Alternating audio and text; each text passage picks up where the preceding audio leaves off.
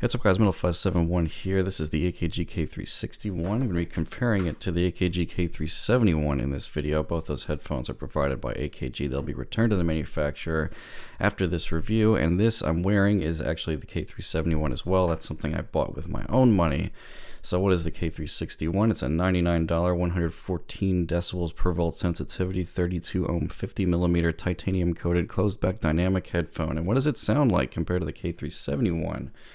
Let's find out. If you haven't watched my K371 video already, you should watch it, because most of this review is going to be a comparison between the headphones rather than me starting from scratch versus my personal target. So the bass on the K361 is very, very good, as well as the 371. Both headphones will play all the way down to 20 hertz, no problem. The sub-bass boost I found is a little bit less on the 361, which is actually good because I thought it was slightly strong, but not really bothersome at all because it's shelved down so low. So I actually prefer the K361's bass a little bit because it was less of a bass shelf boost. And the mid-range between the headphones, there's less of a shout on the at-rear resonance at 3.5K here, but there's also a relative lower mid-range dip around 300 to 400 hertz, so about 3 dB. So this headphone sounds a little bit less warm, slightly off in the mids compared to the 371. There's also a forwardness at about 1.5K, and this does show up in Oratory 1990s measurements, but for me, it was only about a dB or two, so it doesn't actually bother me, even though it is slightly off-sounding upper mids from the 371.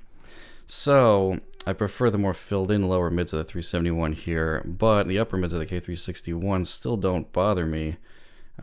But again, so overall, this was the real reason why I chose the 371, because even though the mids are not nearly as shouty on the 361, I think the 371's mid-range shape is better without any EQ needed at all. So moving on to the treble, then there's more mid-treble, an air around 12K. There's some minor 6K peak I hear with the sine sweep, but I don't think really shows up in measurements. But those are not really bothersome in listening, and actually it sounds less rolled off on the top than the 371.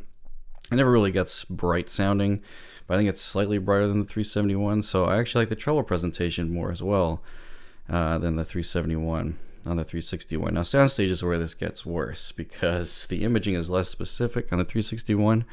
I'm using Yoshi Horikawa's letter as a test track, which I always use for Soundstage.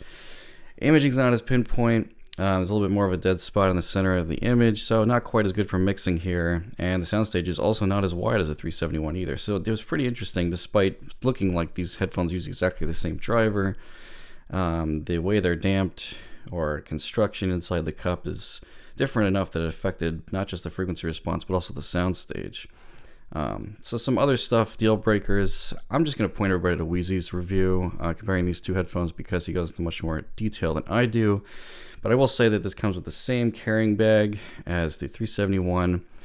The quill cable is omitted, so you only get 2 cables. But what's really bizarre is it uses a 2.5 millimeter locking connector instead of the mini XLR on the 371, which is bizarre, and it makes aftermarket cable options much more scarce. In fact, my Preamp cable 2.5 millimeter TRS did not work with this because of the way it locks is different than the 598 or the M50X. So this is also disappointing. And then last thing I want to note is that for some reason the K361 plays about a dB or 2 louder to my ears, although it supposedly has the same sensitivity as the 371, which is kind of interesting.